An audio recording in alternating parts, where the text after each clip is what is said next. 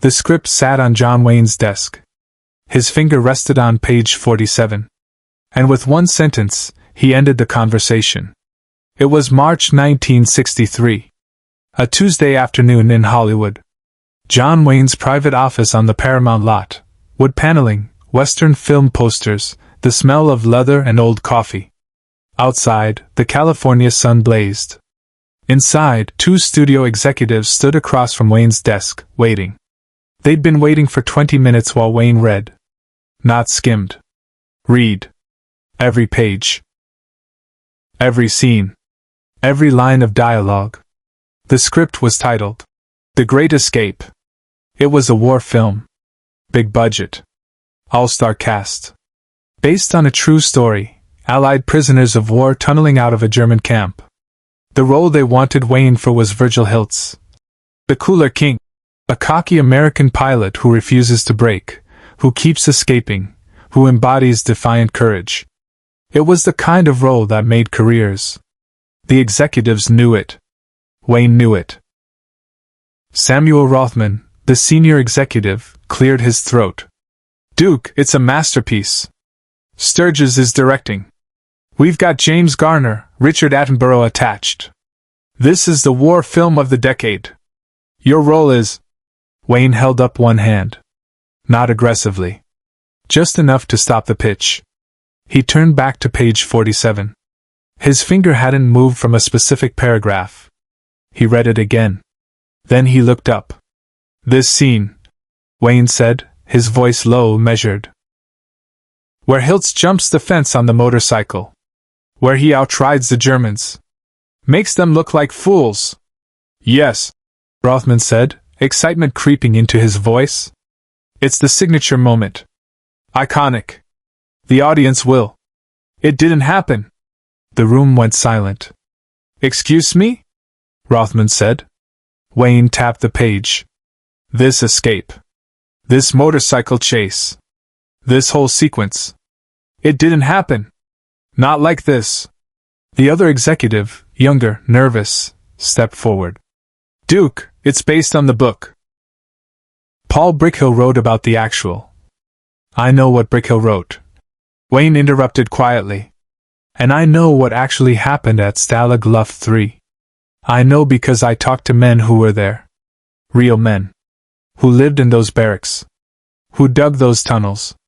Who watched 50 of their friends get executed when they were recaptured. Wayne didn't raise his voice. He didn't have to. To understand what happened next, you need to understand what happened in 1945.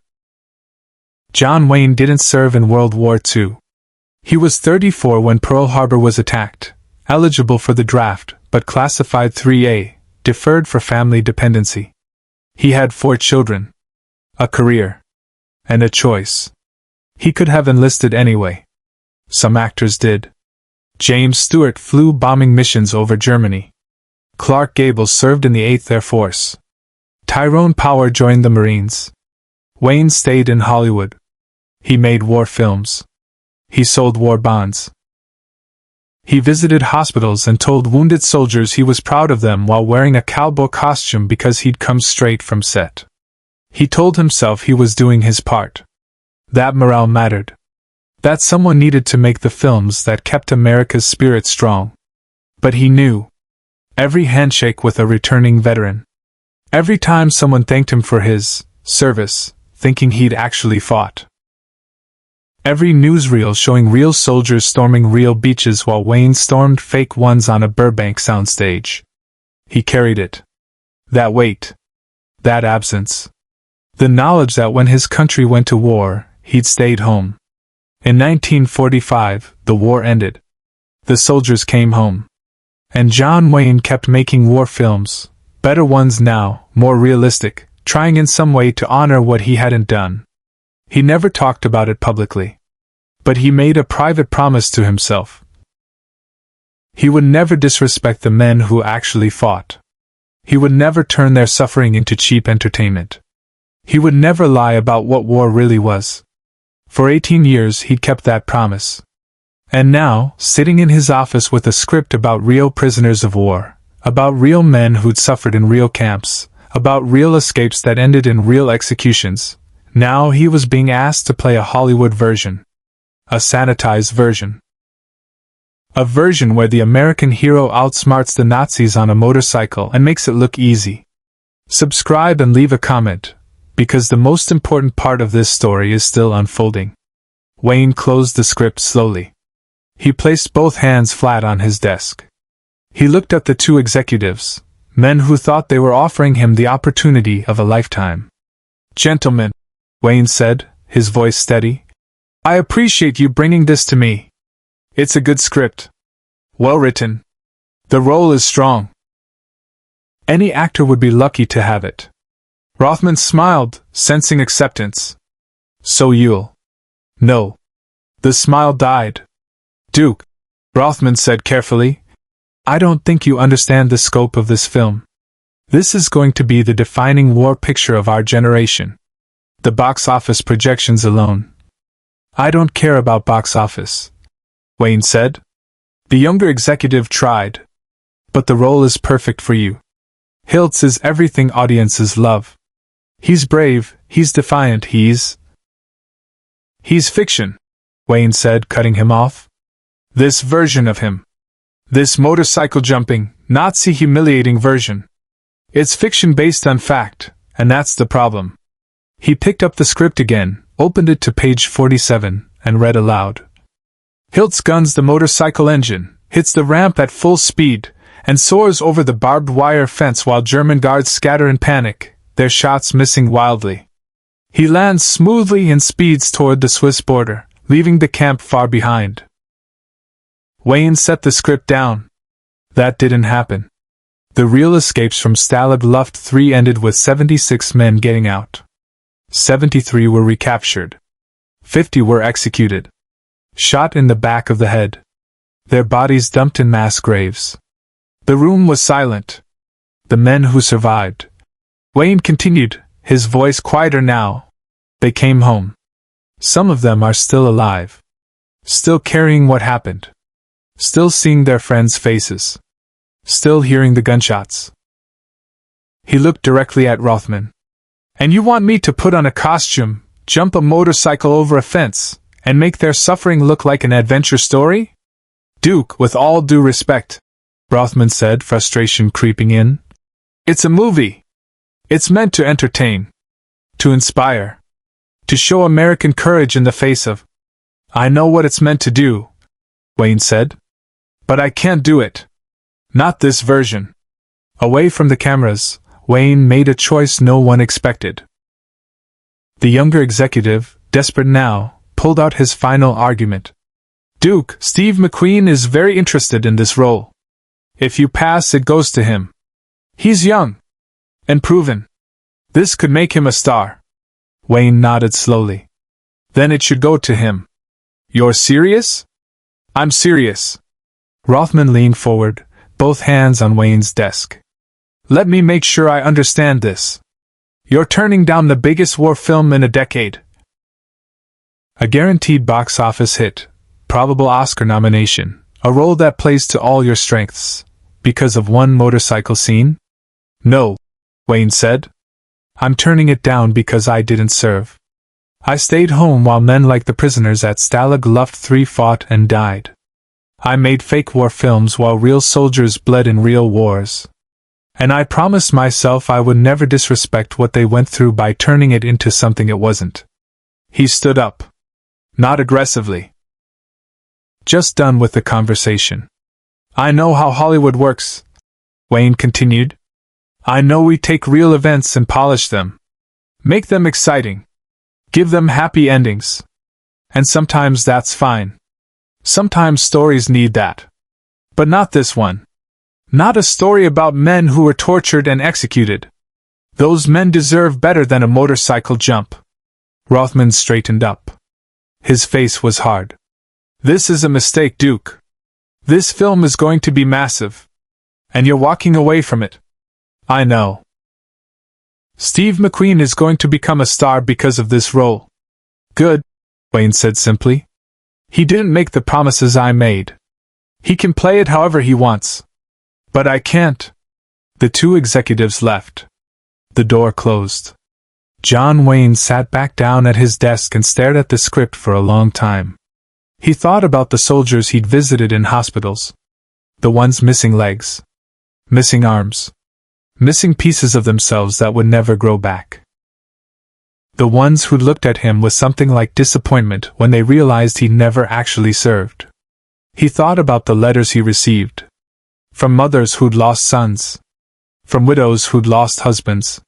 From veterans who watched his war films and wrote to tell him, sometimes kindly, sometimes not, that he'd gotten it wrong. He'd tried. In every film since the war, he tried to get it right. To show war as brutal and costly and real. But he knew he was working from the outside. An observer. Never a participant.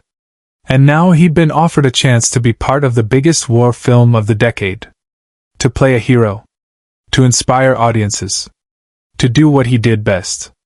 And he'd said no. Not because the role wasn't good. Not because the film wouldn't be successful.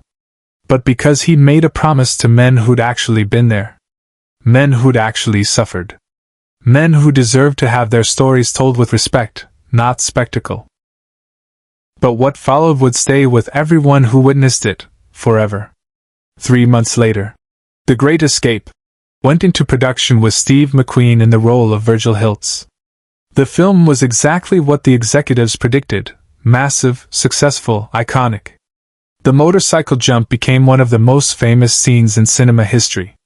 Steve McQueen became a superstar. John Wayne never publicly commented on the film. Never said he regretted his decision. Never complained that he'd let a career-defining role slip away.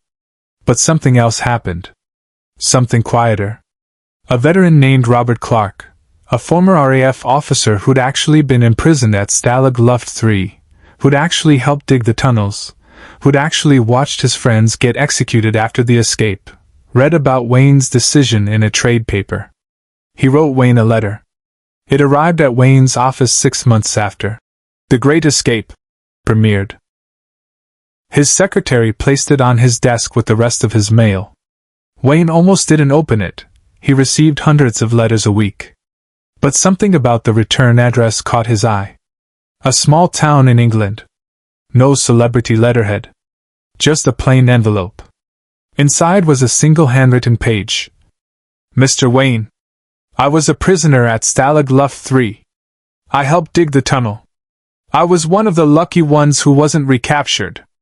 I've seen the new film. It's entertaining. Well made. But it's not what happened. I heard through a friend in the industry that you turned down the role because you felt it didn't honor the truth of what we went through. I wanted you to know, you were right. Thank you for understanding that some stories aren't meant to be motorcycle jumps. Some stories are meant to be heavy. To hurt. To remind people what we lost. You didn't serve in the war. I know that. A lot of us know that. And some men hold it against you. But I don't. Because you just did something more honorable than most veterans I know. You put our truth ahead of your career. That's service too. Just a different kind. With respect. Robert Clark, RAF, Ret. Wayne read the letter 3 times. Then he folded it carefully, placed it in his desk drawer, and sat in silence for a long time. He never framed it. Never showed it to anyone. But he kept it. For the rest of his life, that letter stayed in his desk drawer, right next to his scripts and his reading glasses and all the other tools of his trade. And every time someone asked him if he regretted turning down The Great Escape, he'd think about that letter and say the same thing. No regrets. Some decisions aren't about what you gain. They're about what you refuse to lose. Share and subscribe. Some stories deserve to be remembered. Steve McQueen went on to make dozens of films. He became one of the biggest stars in Hollywood. And he was brilliant in The Great Escape. Cocky, brave, electric. Exactly what the role needed. But he never knew until years later, that the role had been offered to John Wayne first. That Wayne had turned it down not because he thought McQueen would be better, but because he thought the real prisoners deserved better. In 1978, a reporter finally asked Wayne directly. Do you regret passing on the Great Escape? Wayne was older then. Thinner. Fighting the cancer that would eventually take him. He thought for a moment, then said something that defined his entire career. I've made a lot of westerns. A lot of war films. I've played heroes who never existed and won battles that never happened. But the one thing I could never play was a real man suffering for entertainment. That screenplay wanted me to jump a fence on a motorcycle while 50 executed prisoners were still in the ground. I couldn't do it. I won't apologize for that. The letter from Robert Clark stayed in Wayne's desk until he died. His family found it among his most treasured possessions, next to his Oscar, his wedding ring, and a faded photograph of his children. Steve McQueen became a legend. The Great Escape became a classic. And John Wayne became something more important than a star. He became a man who knew the difference between glory and honor. Share and subscribe. Some stories deserve to be remembered.